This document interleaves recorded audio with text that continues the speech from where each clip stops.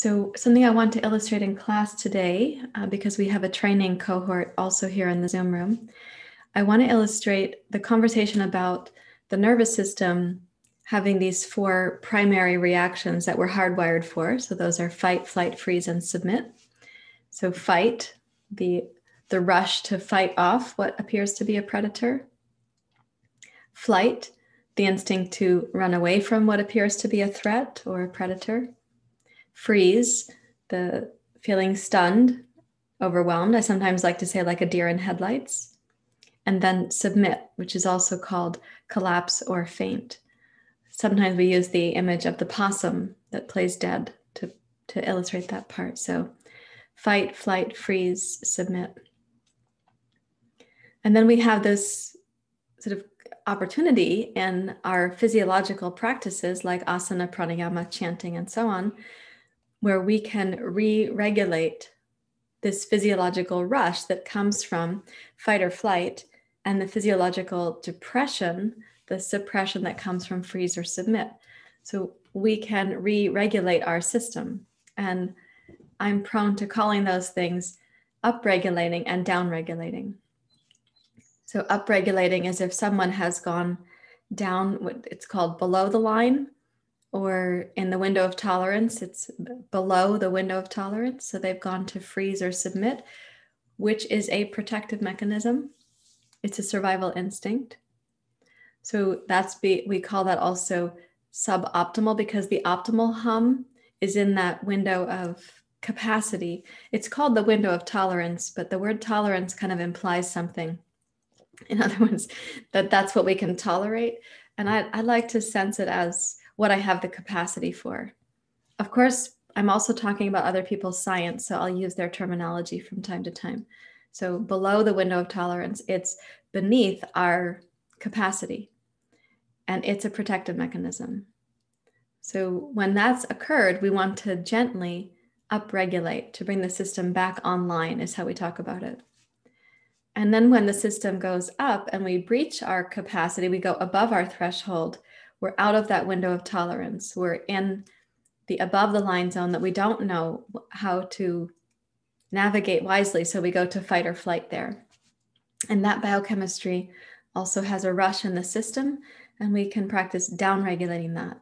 So bringing that gently back down, a bit like if you had to land a small airplane in a difficult storm, but to get it gently to the ground, how are you going to do that? You're not just going to try to bring it down all at once. You're going to survey the options. So this down-regulating and up-regulating both are done gently, especially if someone knows that they plummet or they escalate. They know those things about themselves. How we come back to harmony and capacity is done gently.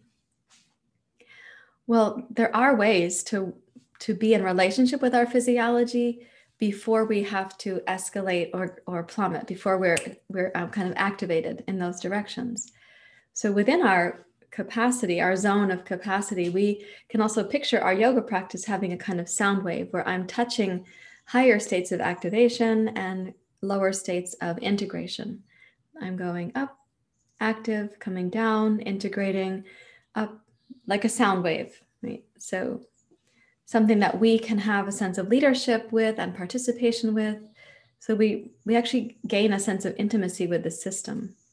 And then we can sense ourselves to be more susceptible to our escalation or to our disintegration, our plummeting. And when we're more susceptible, then we can use the practices and tools of yoga to help ourselves be less susceptible. What does that mean? How do I bring myself to a place where I'm less susceptible?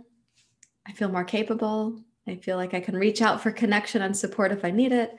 I know which foods I can eat. I know what activity I may or may not need to do to help myself. Like, do I need to do that thing because I'm obligated, but it's going to make me feel morose? Or do I need to actually care for the system that I live in and then consider the tasks at hand that are my daily duties? So today I want to illustrate that in class, and we've been looking at the model of the Gunas, which is a kind of sound wave model. You've seen me talk about, okay, this is a Rajasic inducing activity, this is more Tamasic, this is more Sattvic. There are three Gunas, And there are 4: fight, flight, freeze, submit. So how do we put those together? Fight and flight go to rajas, and freeze, submit go to tamas. And sattva is the balancing guna. It's when we're neither in fight or flight, nor are we in freeze, submit. We're in equanimity. So keeping that in mind, sometimes when people go to something like flight, they're actually dissociating.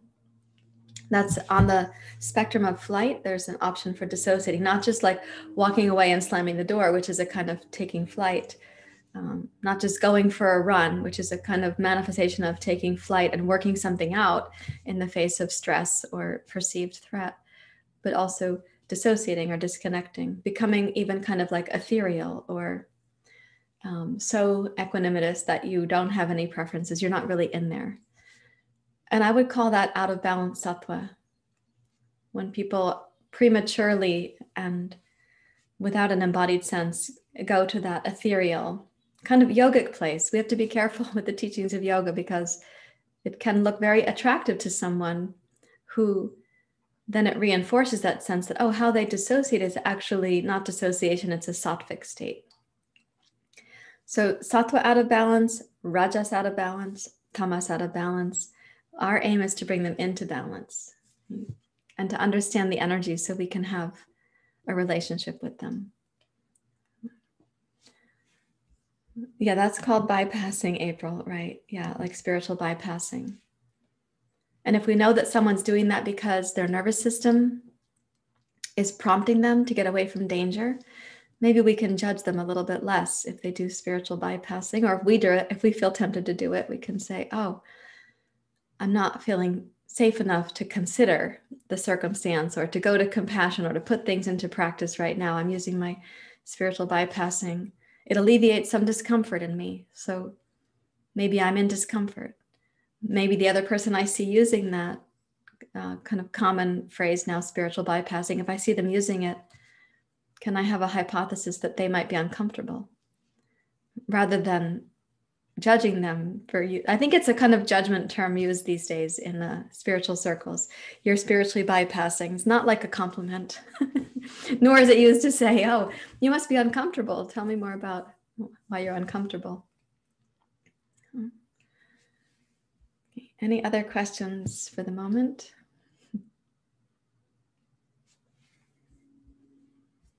So last night we were talking in our Dharma time about yoga defined as non-separateness. So our nervous systems are also responding to other people's fight, flight, freeze, submit. We are responding to each other's ventral vagal, sympathetic, or dorsal vagal reactions. And I think we can even sense that on Zoom, particularly if you have gallery view on and you can kind of see that when we're moving, breathing, sensing together, there is a kind of hooking up to that neurological majesty, where when we feel more connected, we also can feel more at home in our place of belonging here in this kind of overwhelming cosmos. We spoke a lot about that last night in the Dharma talk about it's kind of overwhelming. So I don't see more questions in the chat, and I will dive in then. Just a quick note that I can't see the chat from my mat back there. I don't have that kind of magnification. So even on my large screen here, I can't see the chat from back there. So if something does need to be, if you want to say something to me, you can unmute and let me know. Or you can put the chat and know that I'll see it at the end of class too. Okay. Thank you so much for being here. It's great to see your names in the community here. I'm looking at the list right now. Let me get this one ready and then we'll get started. Okay, please take a comfortable seat. You can see my co-teacher is in his comfortable, he's meditating back there. Okay. So you can rest your hands in your lap, let your eyes close.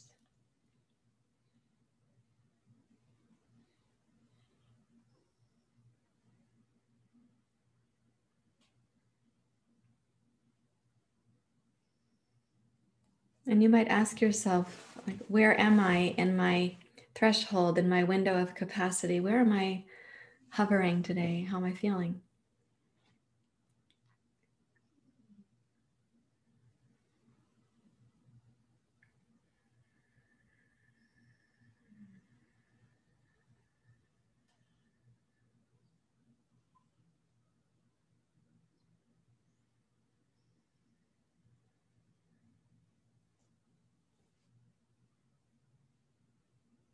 And to sense into that feeling state, this physiological stewarding that we're doing, start using the breath up and down the central channel of the spine, of the chakra system, the subtle nervous system.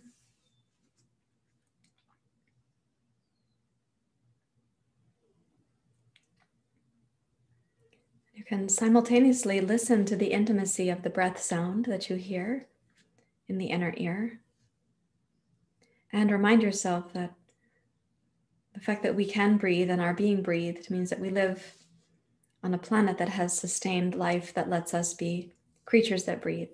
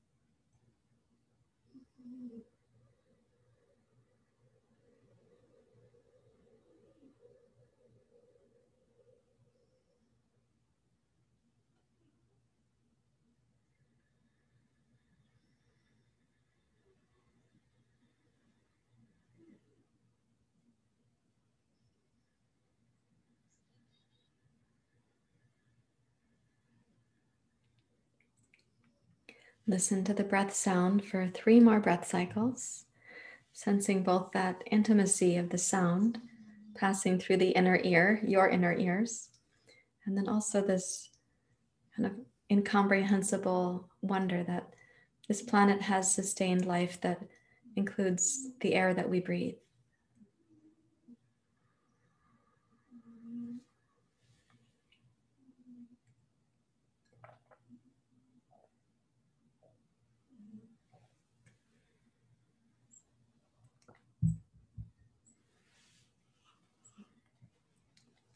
And please bring your hands together at your heart. And we're going to chant the Gayatri Mantra together. Let's begin. Om Bhargavasya Tat Savitor Varenyam Bhargo Devasya Dhimahi Dhiyo Yona Prachodayata Om Bhargavasya Tat Savitor Varenyam Bhargo Devasya Dhimahi Dhiyo Yona Prachodayata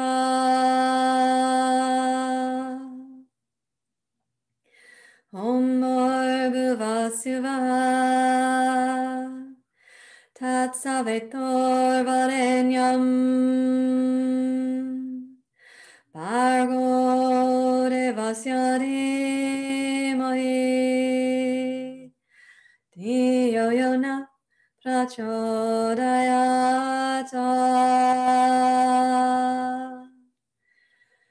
Om Shanti Shanti Shanti Hari Om Shri Guru Pyo Namaha Hari Om.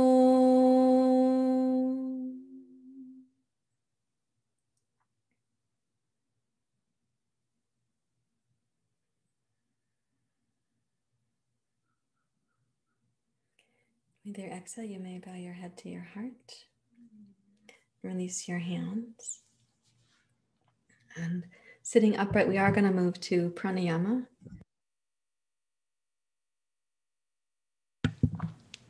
And this morning, I'd like us to do a couple of chest and shoulder opening poses first. So please take your right arm up alongside your ear. Then bend your right elbow. Take the elbow with your left hand. And as you reach up, give a little back bend to the upper back, chest, and heart. Press the crown of your skull up, especially if it touches your left forearm. If your head does not touch your left forearm, don't worry about it. It means you have longer upper arms relative to the length of your neck and head. If your arm is in the way of your head, try positioning it. So maybe you bring the left arm a little more forward or a little bit more back. So reaching up, breathe in again. Exhale. And with your next inhale, raise your right arm back up towards the ceiling, release the left arm. And then exhale, float your right arm out to the side. Let it come down really slowly. And as your right arm drops down alongside your torso, notice that it's going to change in temperature.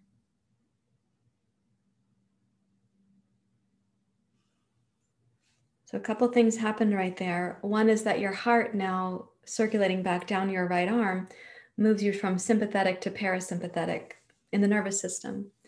But also opening the upper chest means that you couldn't really initiate your breath from the chest. So you couldn't do a fight or flight breath. You had to go to the diaphragm. Also, opening the upper chest here moves us from a generally defensive to a more optimistic posture.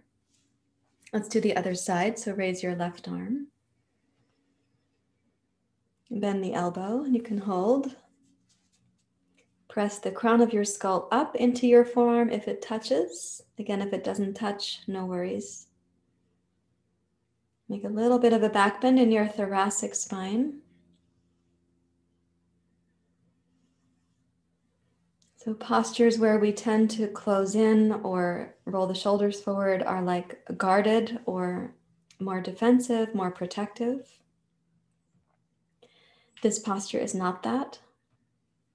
So as you lift up through the chest and heart, consider the quality of optimism. Now when you next exhale, release your right arm, and then inhale, raise your left arm up. And exhale, lower your left arm out to the side.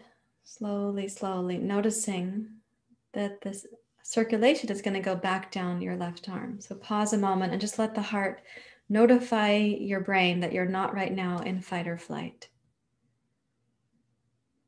You're not right now in freeze or submit. You're coming back to homeostasis.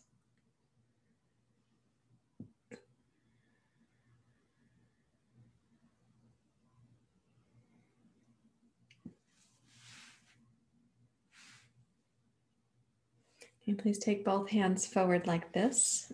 My hands look enormous there, right? And then turn the palms face out. And take the left hand over the right. And then go up. Now, if the upper arms happen to squeeze the head, I'm sorry, I hope it's comfortable. You feel like you're happy to have a little like earmuffs. But if the upper arms are not flexible enough and you feel like the head's kind of in the way, I'm going to recommend that you bring the arms a little bit forward of your head and look up. Please don't make the neck uncomfortable. We had put the left hand on top, so now as you exhale, side bend to your left.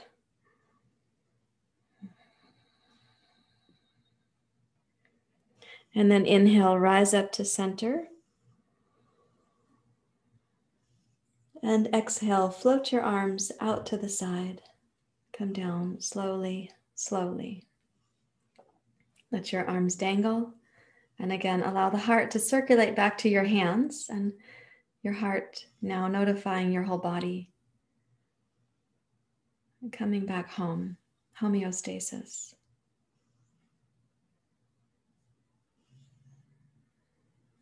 And take both hands out in front, turn your palms away from each other, bring the right over the left. And go up. Watch out for your glasses. Mm-hmm. And while you're reaching up, lift your rib cage and your heart like a parachute, like a hot air balloon.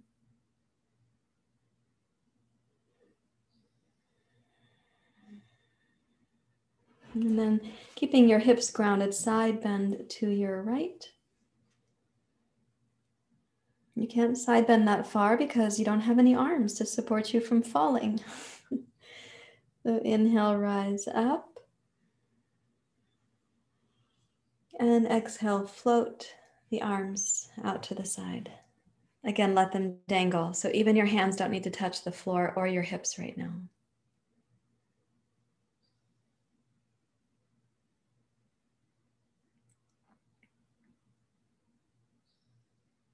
And as you watch the heart recirculate again, you can think of that coming back home, the word homeostasis and the word home. I'm going to interchange them. Let's take both arms in front now, and we're going to wrap the right elbow over the left elbow. Weave the hands in eagle pose. And then inhale, raise the elbows up just to about the height of your shoulders. And exhale, give a little squeeze of your elbows down. Inhale to go up to the height of your shoulders. Notice that's a little bit of thoracic extension, a little bit of a back bend. Exhale, squeeze your elbows down, but keep the chest and heart rising up. And inhale, elbows up. Exhale down, lift your sternum up into your arms. Do it one more time, please.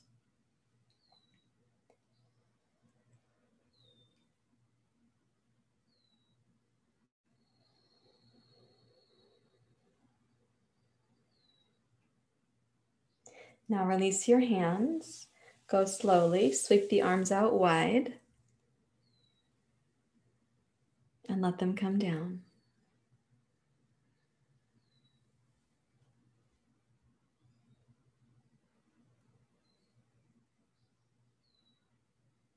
Don't let the hands touch the floor, please. So neither touching your floor, your blanket, your mat, your legs. If you have long arms, just hold them slightly out so that your fingers don't touch the ground. You bring both arms forward. And that's because I want your hand to be dangling so that you can feel the circulation coming back. Okay, left elbow over the right. Weave the hands.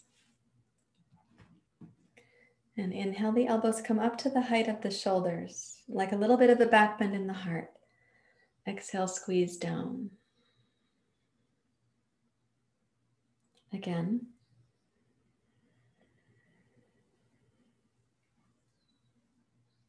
Exhale, squeeze down. Raise your heart up against the pressure of the arms coming down. We'll do it twice more.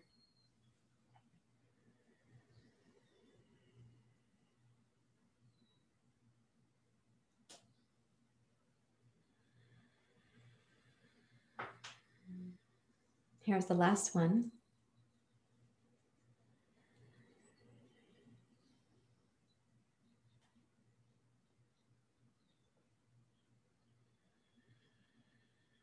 And now take the arms wide with your inhalation, like the wings of a bird in the sky. And then when you lower the arms down, notice it again that the heart is notifying your brain and your body. It's because it's circulating back out to your hands. So you don't need to be in fight or flight, nor in freeze, submit.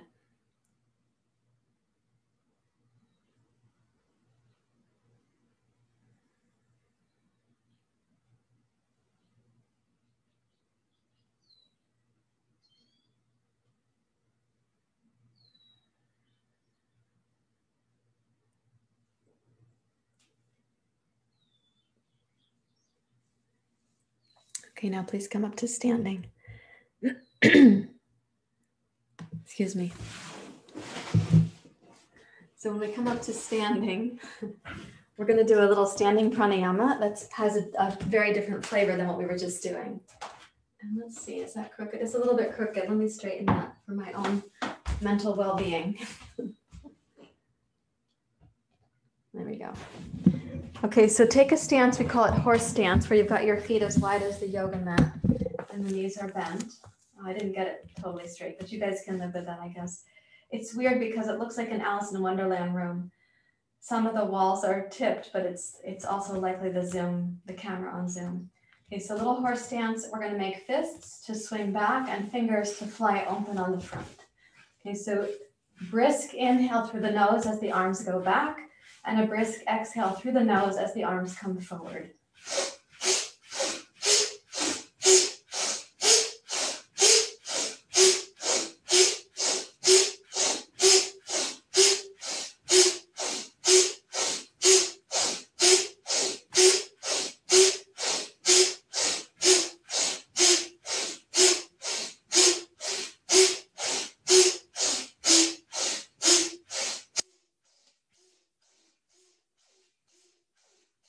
Five, four, three, two, one. Let the arms swing now until they're still, and inhale to go up. And exhale, come down like a rag doll. So bend your knees, let the torso cascade down, but put your body weight into your hips and your heels.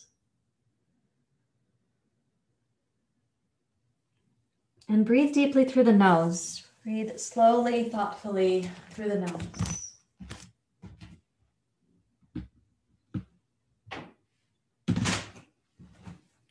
A long, smooth inhale, long, smooth exhale.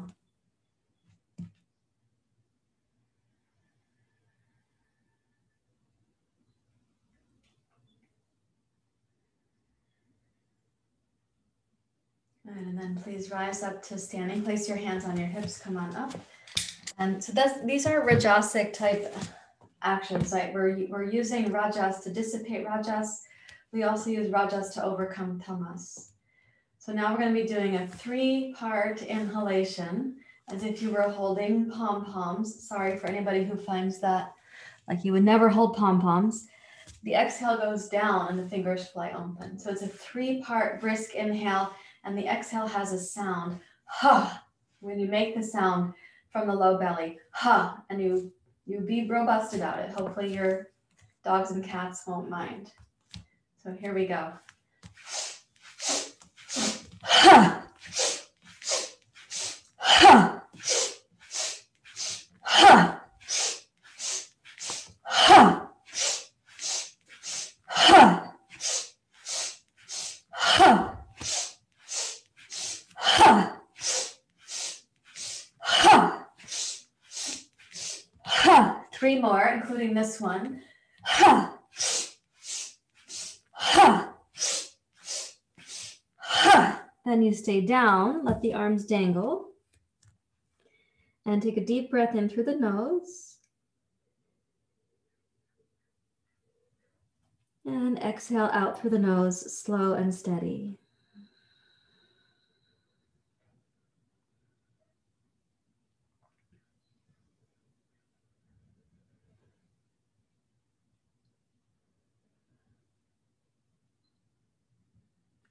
Walk your hands into downward facing dog pose, please.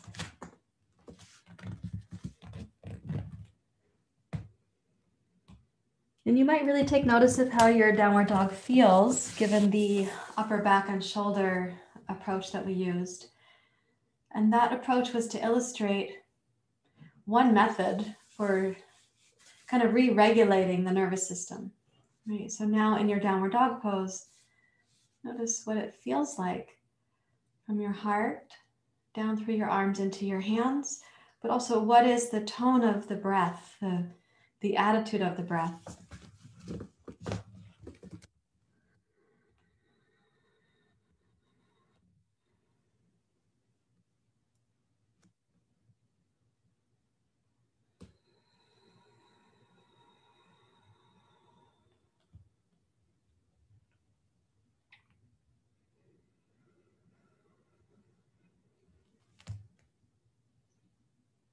And then when you next exhale, touch your knees down and either sit in Vadrasana or sit in your meditation seat.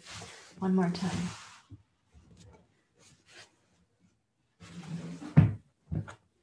So there's going to be times where someone would benefit from, even one of us, of course, could benefit from shifting our physiology. And we often hear from yoga students, oh, I could just do downward dog pose.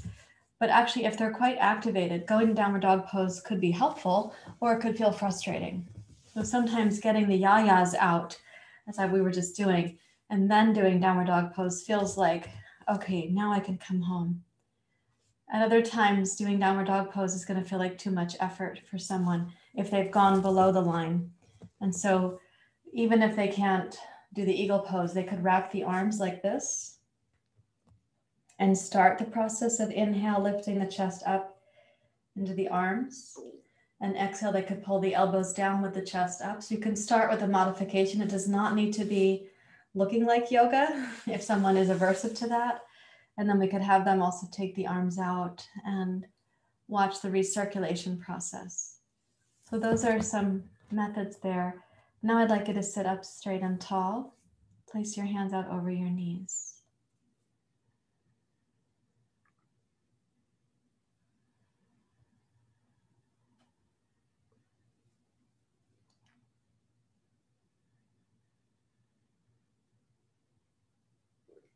And we'll do a balancing breath.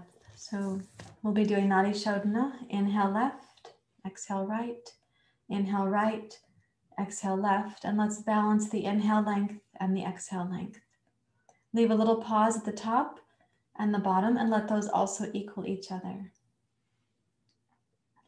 So please bring your right hand up and begin with your left nostril.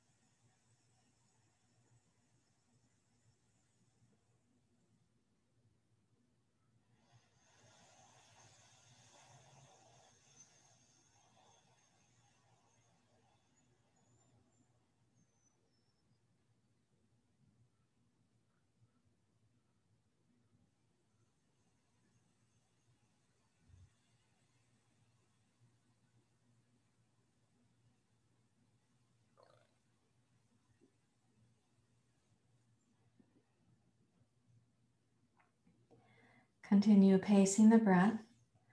So your inhale equals your exhale.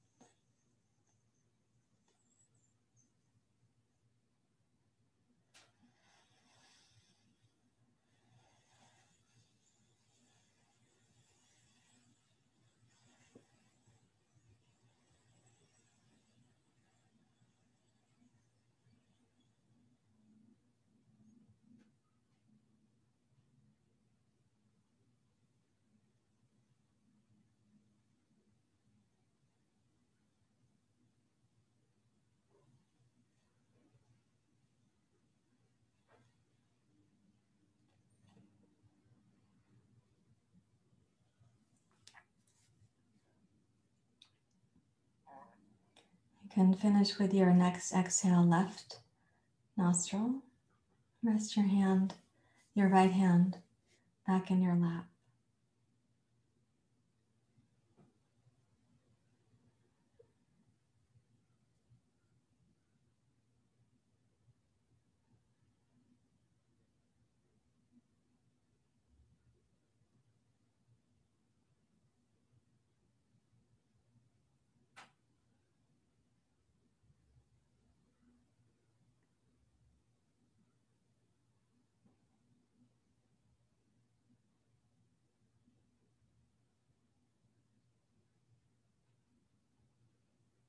And based on last night's Dharma talk, let's take a moment to notice your heartbeat, the rhythm of the heart, and the myriad rhythms of life that are collaborating right now.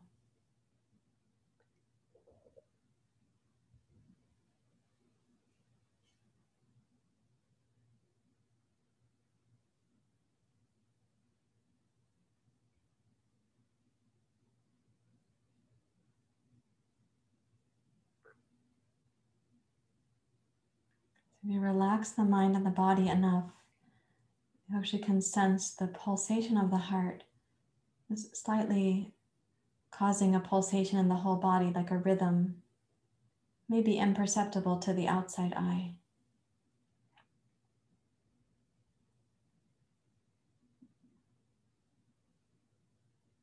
But very palpable to the inner experience.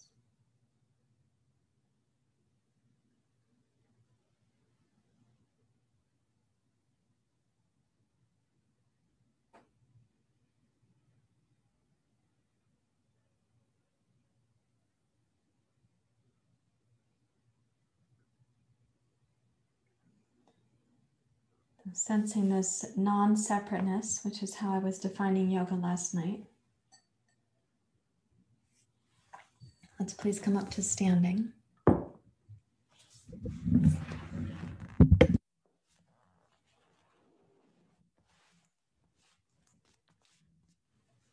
Take a wide stance on your mat. Make the feet and legs firm. Inhale, raise your right arm up. Bend your right elbow. And as you go up, now add a little side bend to your left. You can turn your head so it's comfortably held in your upper arms.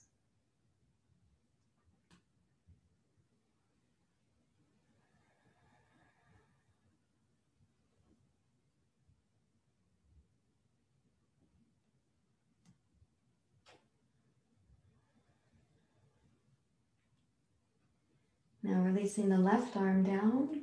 Inhale, stretch your right arm. Tone the right low belly and exhale, rise up. Open your right arm slowly. And as it comes down, imagine again that this re-regulation is happening. Notice your heartbeat in your right hand. And raise the left arm up. Bend your elbow. Position your head so it's comfortable as you side bend to your right.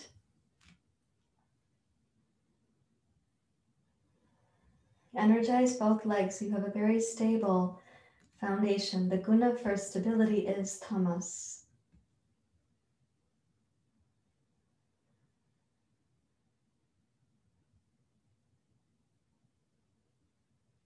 When you exhale, lower your right arm down. Inhale, reach through your left arm. And then exhale, tone the left low belly, rise up. And as your arm goes out to the side when it's coming down, just notice again, you might sense your heartbeat in your left hand.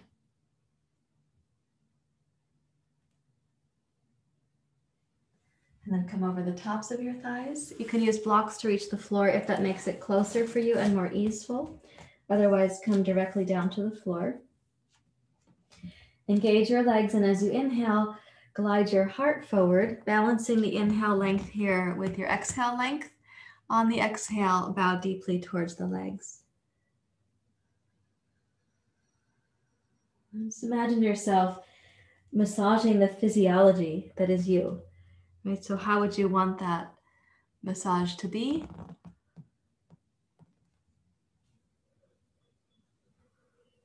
As you balance your inhale length and your exhale length, move at the pace that is your breath. So your body is being guided by the breath as the conductor of the orchestra, I like to say. Inhale, glide again.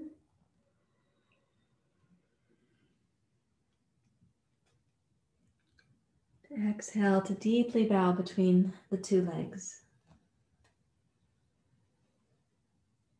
Now inhale, glide forward. And if you have a crisscross yoga mat like mine, then just walk your hands forward, otherwise turn to the side and step into downward facing dog pose.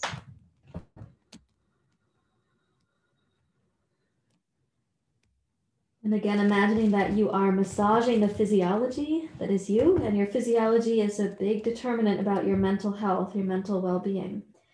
When you next inhale, come forward to plank pose.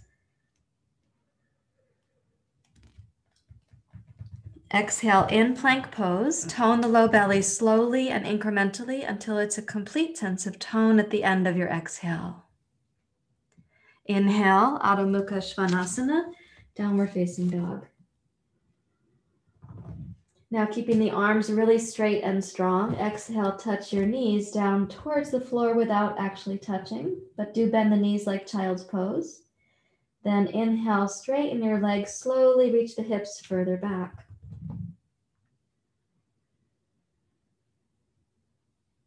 So now we're going to combine these two movements so the breath cycle will be continuous. Okay, let's exhale, roll forward to plank pose, completing the exhale with the most toned part of the belly at the end of the exhalation. Inhale, Adho Mukha Svanasana. Press firmly down through your arms. Exhale, bend your knees and squeeze the breath out like you would in child's pose. Inhale, straighten your legs. Exhale, glide forward to plank, arriving at the plank pose in its most full expression at the end of the exhale. One more inhale, downward dog pose. Exhale, bend your knees as if you're going to child's pose, but you're not touching down. Inhale, straighten your legs. Last one, exhale to plank. Touch the knees lightly down. Walk your hands back to your knees. Let the arms dangle. And come to Virabhadrasana.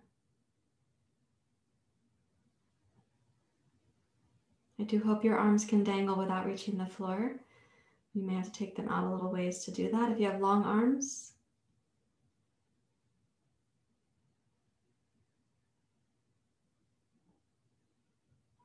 Your body is re-regulating right now, again, coming to home or homeostasis. So let's put this into the sun salutation. Place your feet hip distance apart. Please rise up to standing. Bring your palms together. So if you're massaging your physiology, if you're massaging, what does it feel like to receive a massage? How do you want that to be experienced? And what does it feel like to give the massage? How do you want that to be expressed? And let's begin. Inhale, upward hands pose.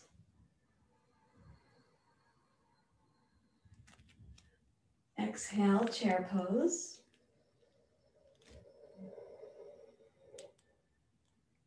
Inhale, rise up. Notice that even this gesture, rising up, is like a gesture of optimism or courage. Exhale, bow forward, Uttanasana. Come deeply within. Give a good squeeze to the low belly. Inhale, glide your heart forward. Here you're using the reach reflex, reaching the heart forward. Exhale, bend your knees deeply so the legs come back into chair pose. Let the abdomen touch the thighs. Inhale, raise your chest, your heart, and your arms. That is also the reaching reflex. Now exhale, push down, rise up, upward hands. And inhale to open. Exhale, come back to the heart. Again, and we'll add to it this time. So inhale, upward hands pose. Exhale, deep chair pose. Inhale, reach up, root down to reach up. Acknowledge the optimism and the courage. Exhale, Uttanasana.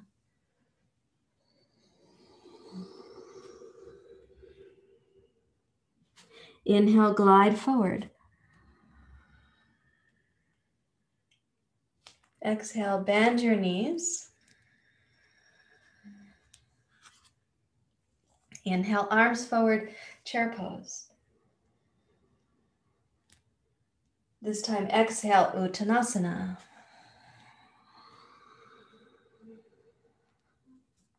Inhale the heart forward, Ardha Uttanasana. Exhale, left toes back. This is the base of your crescent lunge. Inhale to rise, crescent. And then exhale to open. Inhale, rise up.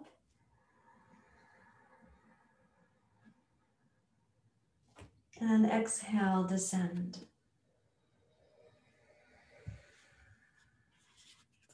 Inhale, step forward, heart forward.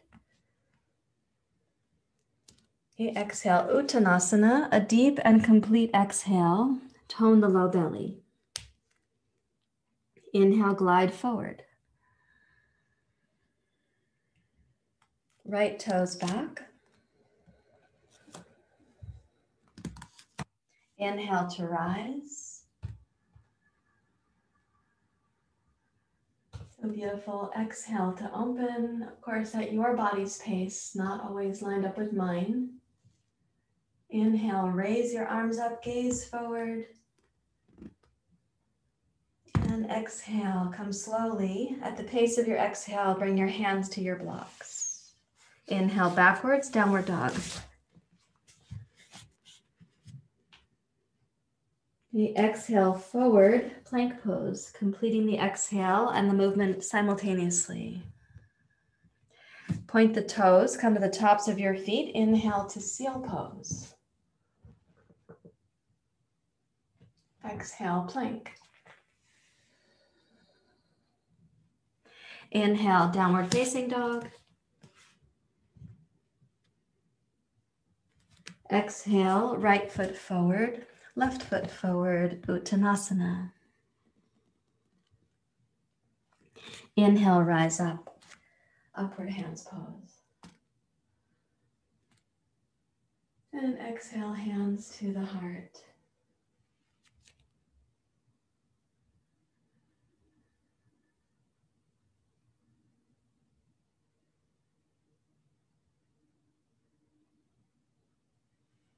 Now we're going to include warrior two and side angle pose, virabhadrasana and parsvakonasana. Inhale.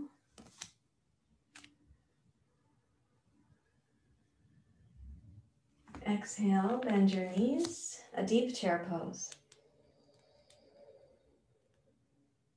Inhale, rise up, root down.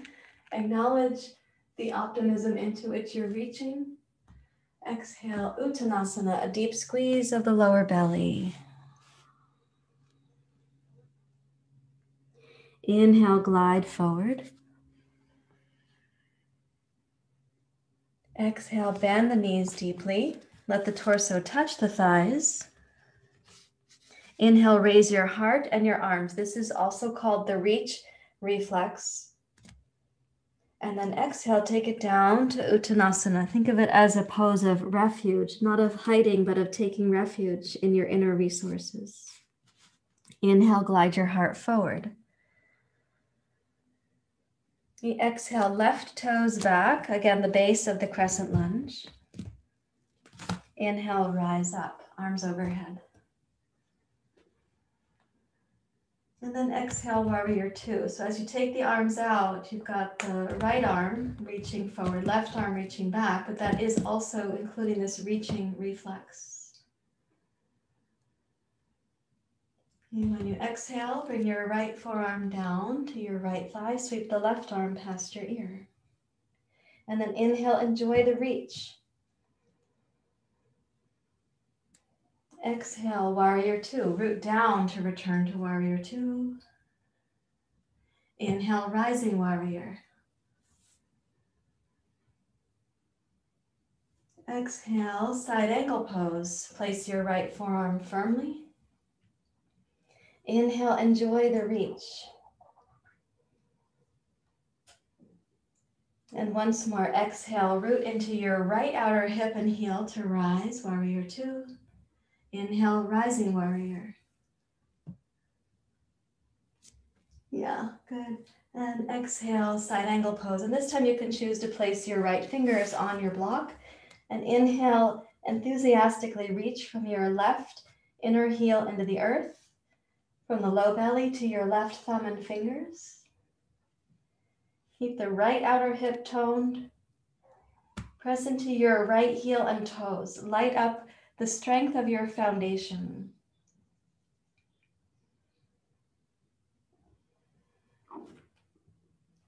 And then with an exhale, bring the left fingertips down, pivot your left heel to point up, and inhale, step forward. Okay, exhale, bend both knees, so that's the base of chair pose. Inhale, reach up to chair pose. And then exhale, folding over, Uttanasana. Inhale, glide forward. And exhale, right toes back. That's the base of your crescent. So inhale, rise up. Beautiful. Okay, exhale, warrior two. While reaching out there, yeah, so sense that reach from the center of the pelvis upwards and outwards. And then exhale, left forearm to your left thigh. On the inhale, really enjoy the reach that your body is creating here. And exhale, rise, warrior two. Inhale, rising warrior. Exhale, warrior two, becomes side angle pose. Good. Inhale, lengthen from your right hip to your fingers. Exhale, warrior two. Inhale. And last one, exhale, come down to side angle pose. And you might choose this time to place your left fingertips on your block. Light up the foundation of your pose.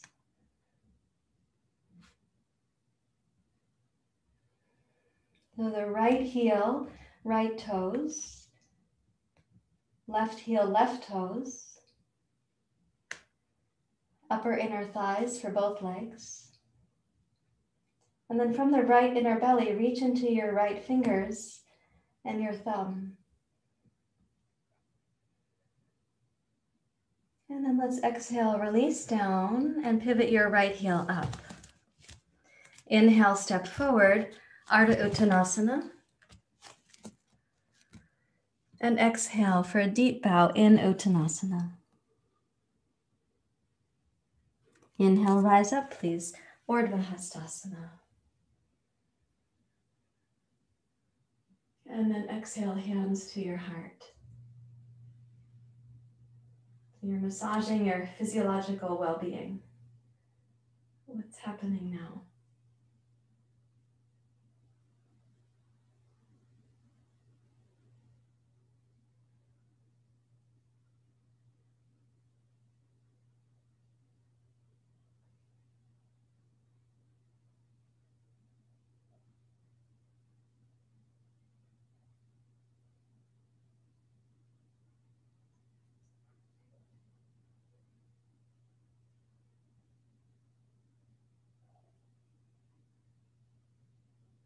Okay, let's take a couple of blankets and 2 blocks, please. And I'd like you to take the 2 blankets and open them both so they're longer and fold them in half. Length to length, I like to say. Fold them in half. Length to length, it means on the long side of your blanket.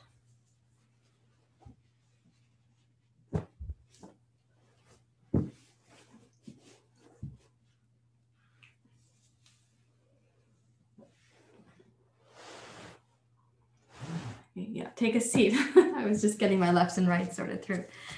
Take a seat on the left side of your blanket. So the left knee and thigh can go down like you're doing Siddhasana, the meditation pose. Bend your right knee up like this, a little bit like marichysasana or ardha matsyendrasana.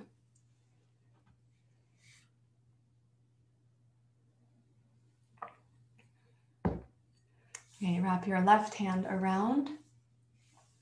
Swish the belly across your right thigh. You can take your right hand to press against the right thigh to support that swishing.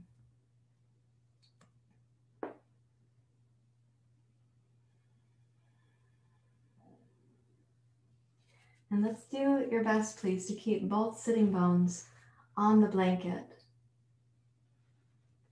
Use your hands to help sort of contain and support the structure of the pose so that on the exhale, you really can come to the end of an exhalation, the belly most toned, and then you can begin the inhale easefully. So you don't feel like your trunk is being held up just by your abdominal muscles. The hands and arms are helping.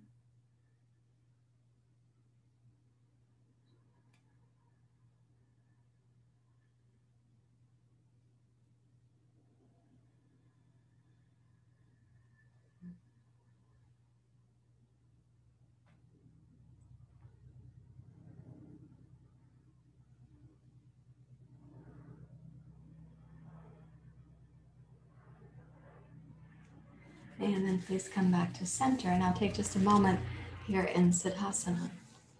So just squeezing one side of the belly, what you're doing there also has an influence on the dorsal vagal, ventral vagal options in the gut-brain axis. So notice what's happening now in the right low belly.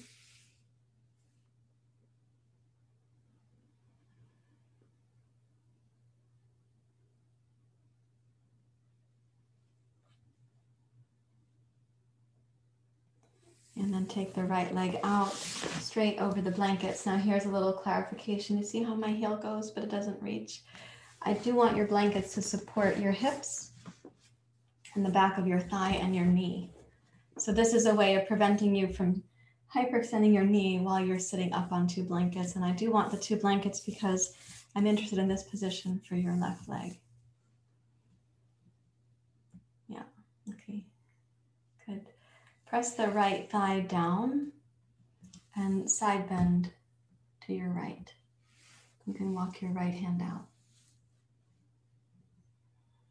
So you're squeezing the right side of the belly right now by side bending in this direction. And then raise your left arm up past your left ear.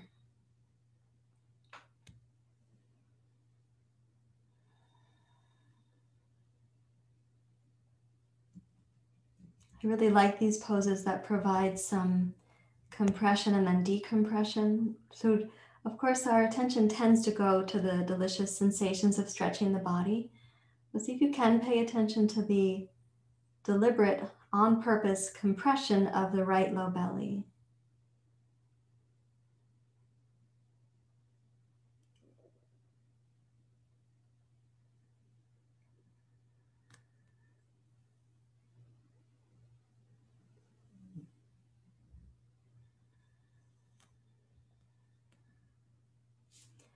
And as you inhale, rise up and keep your left arm up near your ear.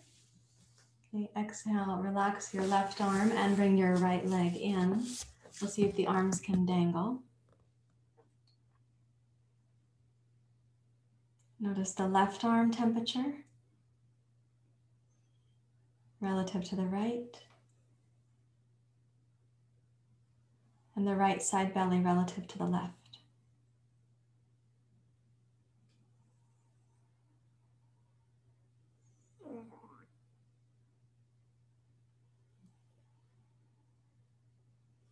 Now bend the left knee and place it up.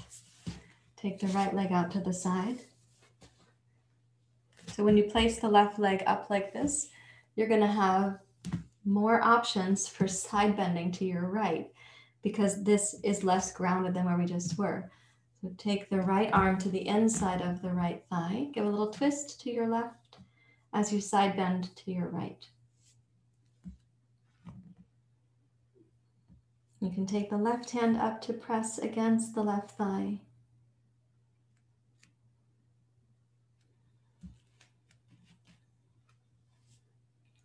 The depth of your side bend to your right is going to vary relative to mine or to other people's.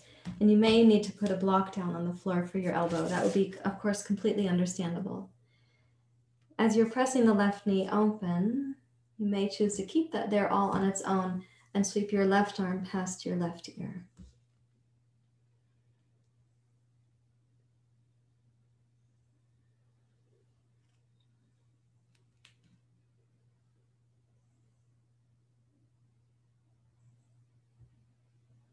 So we have deliberately closed the right hemisphere of the low belly. Now let's rise up to sitting and take the left leg back to Siddhasana and the right leg to Siddhasana. Put the right foot on the outside, left foot on the inside. And check and see, okay, what's happening.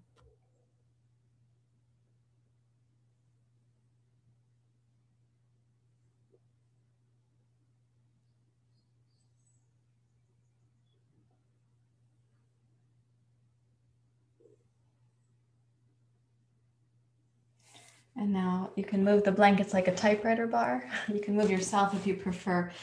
Put the right foot into Siddhasana and the left leg up to what you can call Ardha Matsyendrasana or marichysasana. You can decide. Wrap your right hand around.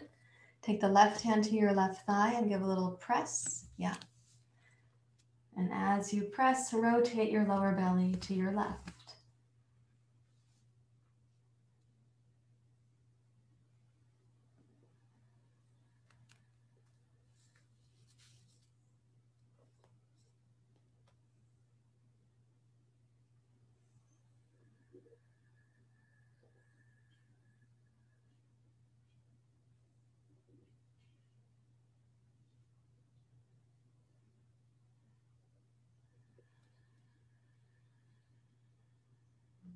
See if with the support of your hands, so the structure of the pose is more solid, is it possible that the inhale can expand in the belly, the exhale you can kind of contract and tone the belly?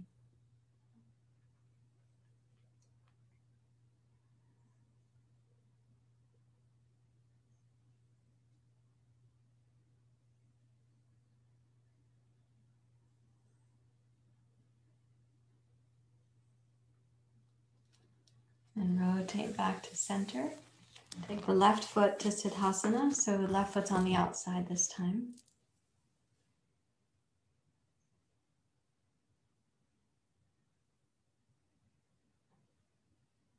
What's happening as you decompress the left side belly?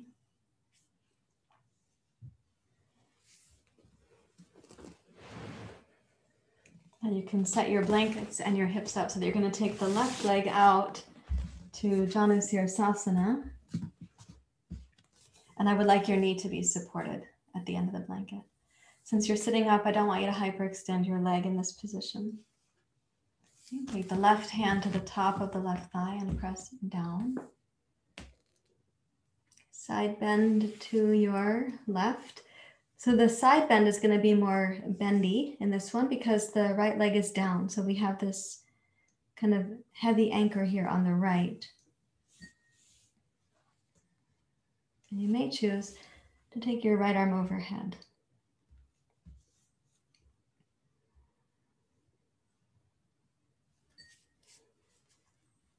The compression on the left side of the belly right now is from the squish of the side bend, like if you closed one side of a slinky more than the other side, rather than the physical compression that we had with the other variation of janu sirsana.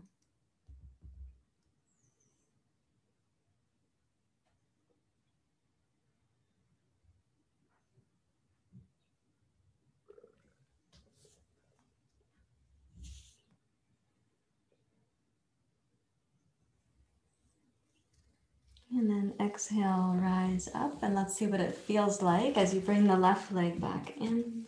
Okay, so you've now decompressed, and let the right arm also dangle. So you can notice the temperature in the right arm.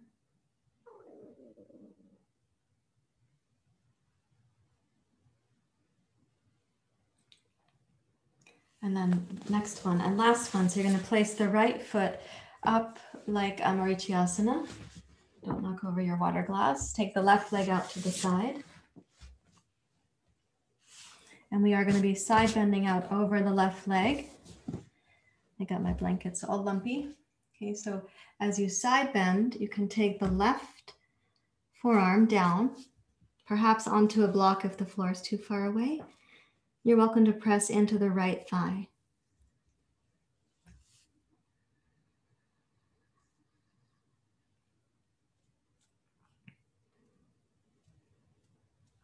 So as you open the right thigh, try to keep that a consistent and gentle pressure if you're doing it. Little twist of the torso to the right. So there is a twist and a side bend in this pose. And some of you may choose to raise your right arm. Some of you might be able to touch your foot just for fun.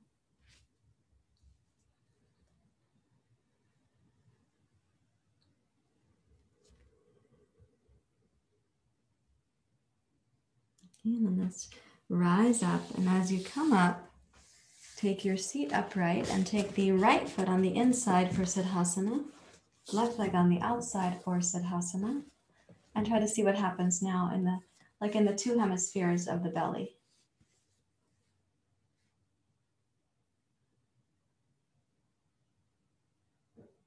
Remember that you're massaging your physiology.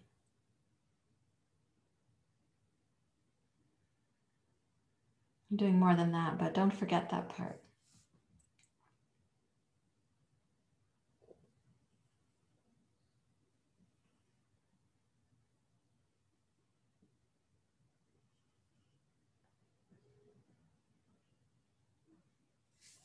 And then take these two blankets, keep them stacked. Please sit in front of your blankets for Supta, Bada, Kanasana, which is a great reset pose. So sit on the floor, not on your blankets.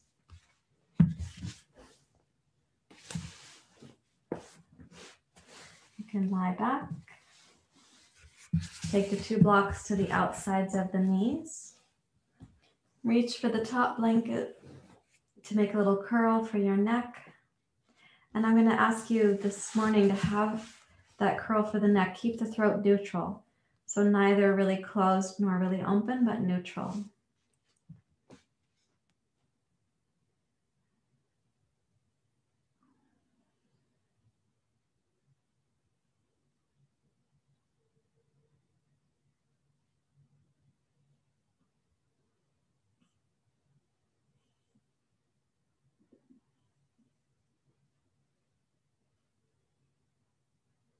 When we come to rest in Savasana, this is a physiological kind of re-regulation zone, Savasana. So don't let your mind wander off to things that would dissipate your body's tasks here.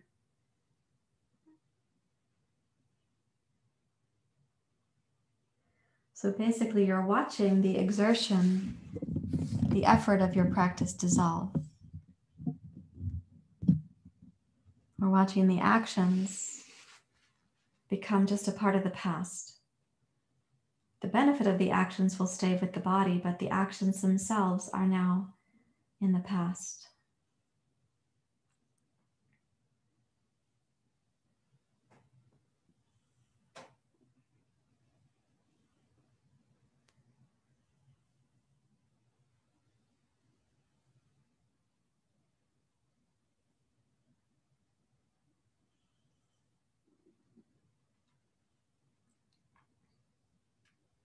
And if you were in the Dharma talk last night, you can remind yourself of our discussion of Savasana. For everyone to sense the preciousness of your life in your body.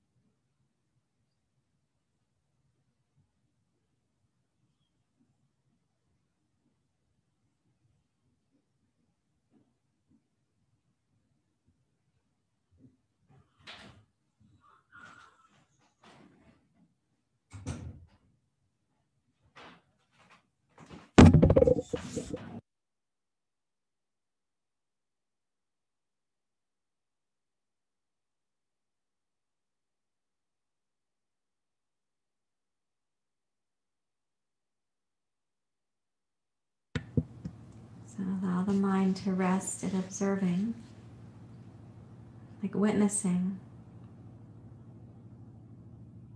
The actions are a part of the past. The benefit of the actions lives in your body.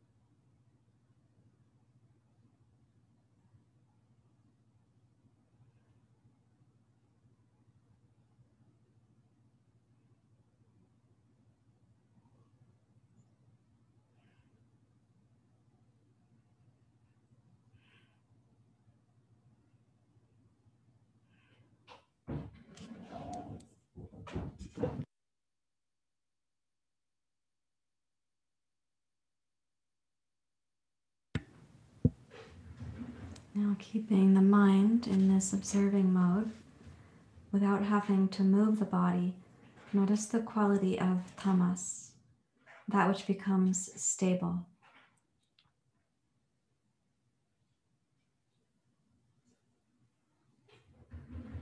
Without having to move the body, notice the element of rajas, that which is quietly giving attention.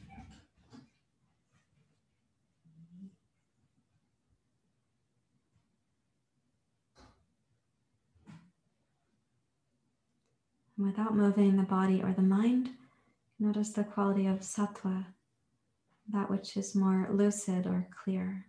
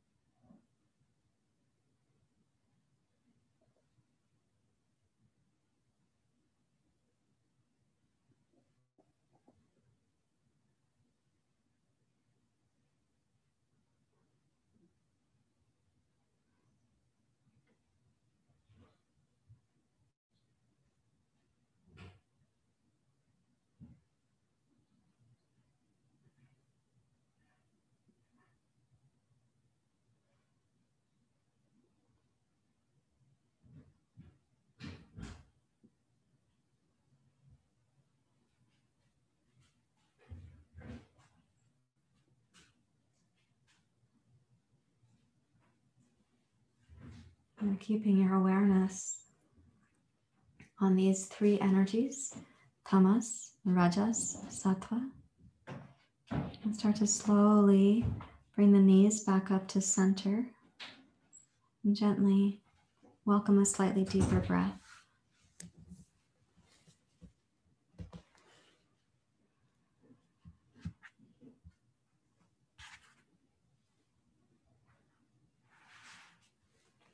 And then roll down to your side and rest on your side for a few moments.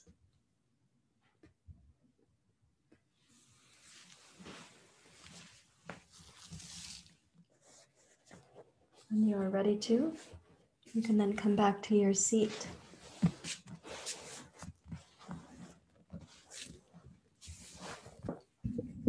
My personal preference is Siddhasana, but you may have your preferences. Your hips might have their preferences.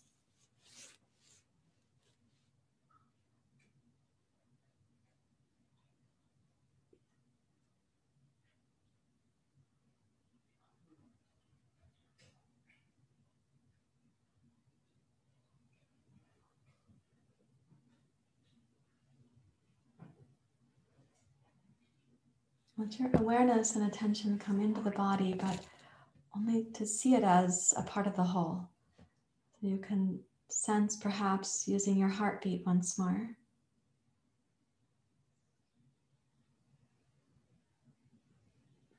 The rhythms, the myriad rhythms that are caring for you, that are caring for this ecology. The rhythms, some mysterious and majestic intelligence.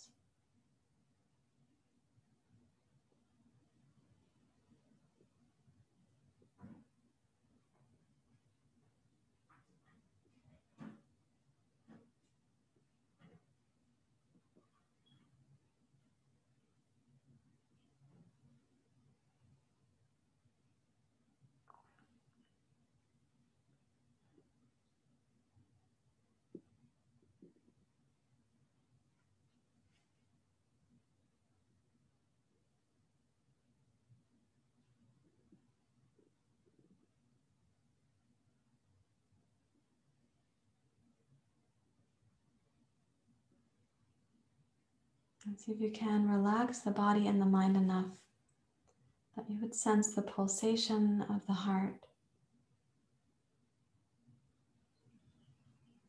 in the entire body.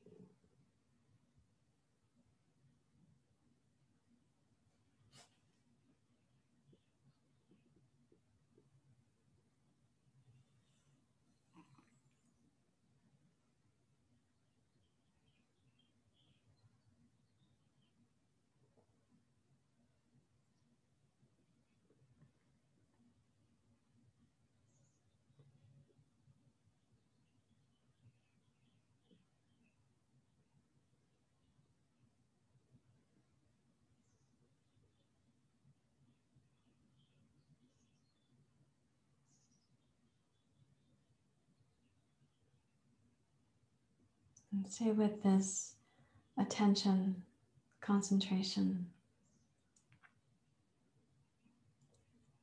the felt sense, all these rhythms. We're just one little blip, our personal skin suit, one little blip, but supported by this majestic intelligence. Nature, the ecology, the pulse of the ocean, the pulse of your heart.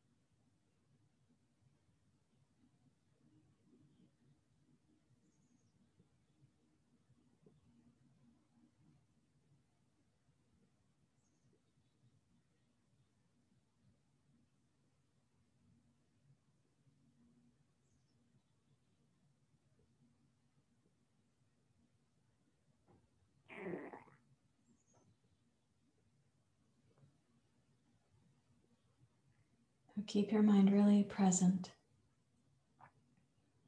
This pulsation is enough to rest your attention on.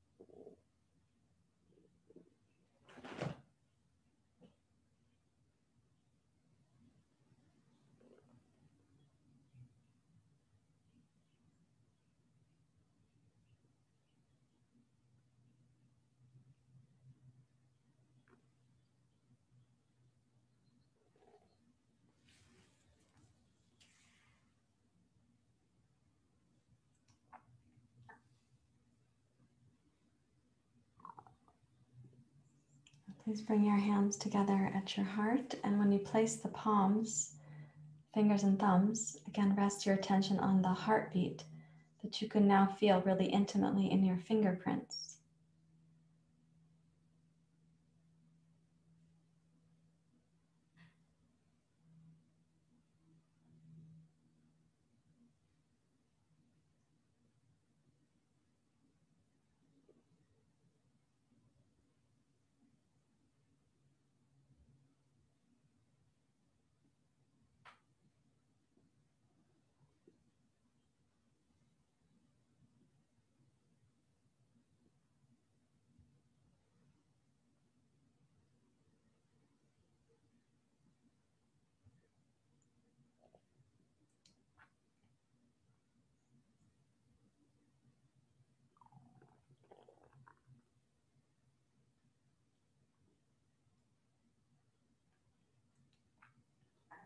Thank you very much, everyone. Namaste.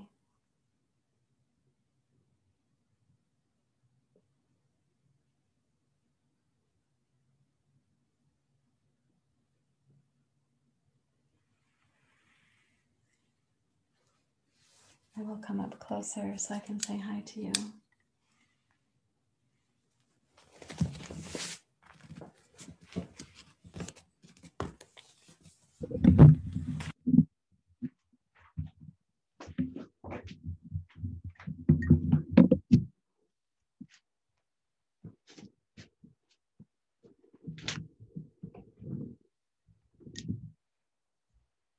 Let's change my camera so I can see you better and you can see me better.